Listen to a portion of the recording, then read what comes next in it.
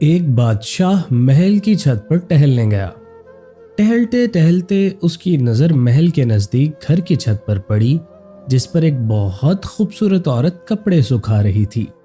بادشاہ نے اپنی ایک باندی کو بلا کر پوچھا، کس کی بیوی ہے یہ؟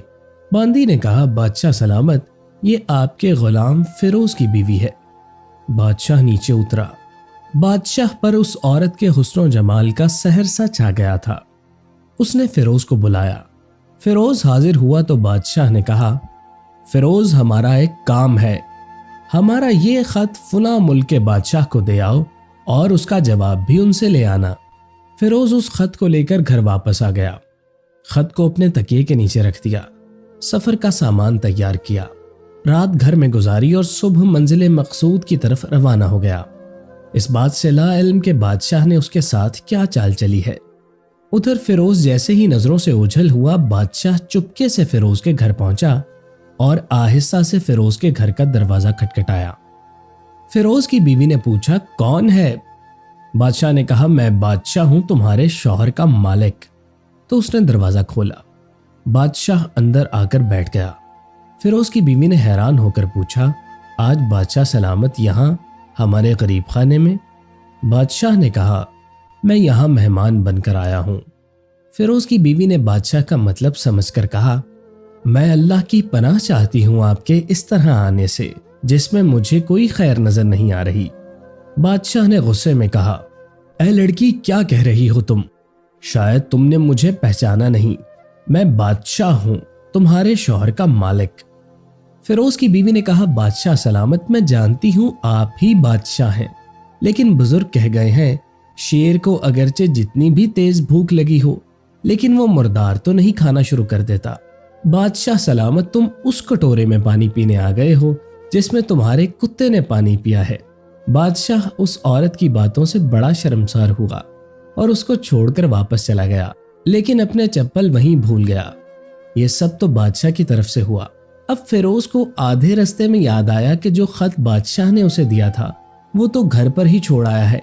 اس نے گھوڑے کو تیزی سے واپس موڑا اور اپنے گھر کی طرف لپکا۔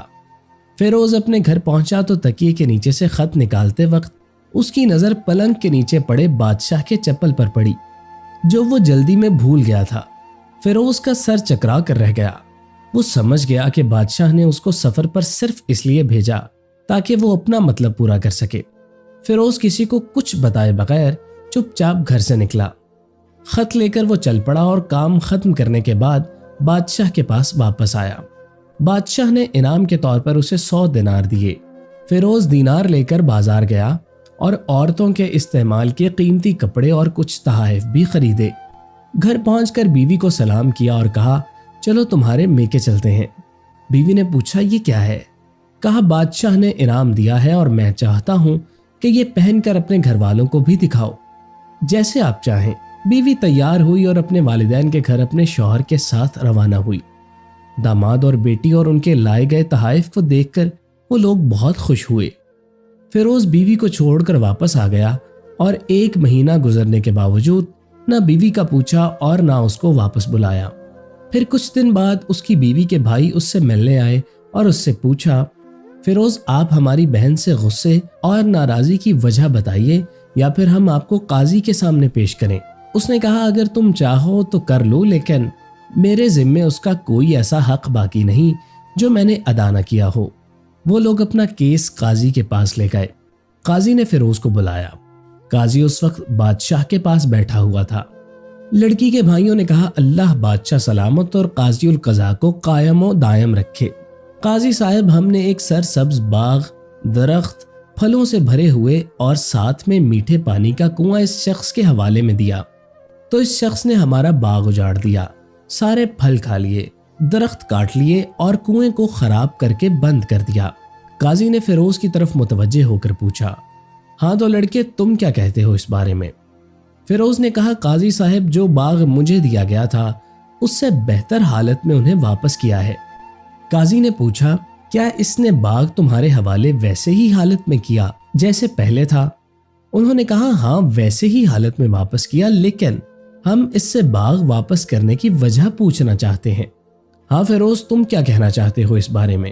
فیروز نے کہا قاضی صاحب میں نے باغ کسی بغض یا نفرت کی وجہ سے نہیں چھوڑا، بلکہ اس لیے چھوڑا کہ ایک دن میں باغ میں آیا تو اس میں نے شیر کے پنجوں کے نشان دیکھے تو مجھے خوف ہوا کہ شیر مجھے کھا جائے گا، اس لیے شیر کے اکرام کی وجہ سے میں نے باغ میں جانا بند کر دیا۔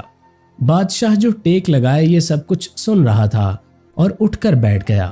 کہا فیروز اپنے باغ کی طرف پرامن اور مطمئن ہو کر جاؤ، واللہ اس میں کوئی شک نہیں کہ شیر تمہارے باغ آیا تھا، لیکن وہ وہاں پر نہ تو کوئی اثر چھوڑ سکا، نہ ہی کوئی پتا توڑ سکا اور نہ ہی کوئی پھل کھا سکا۔ وہ وہاں پر تھوڑی دیر رہا اور مایوس ہو کر لوٹ گیا، اور خدا کی قسم میں نے کبھی تمہارے جیسے باغ کے گرد لگی مضبوط دیواریں نہیں دیکھی۔ فیروز اپنے گھر لوٹ آیا اور اپنی بیوی کو بھی واپس لے آیا۔ نہ تو قاضی کو پتا چلا اور نہ ہی کسی اور کو کہ ماجرا کیا تھا۔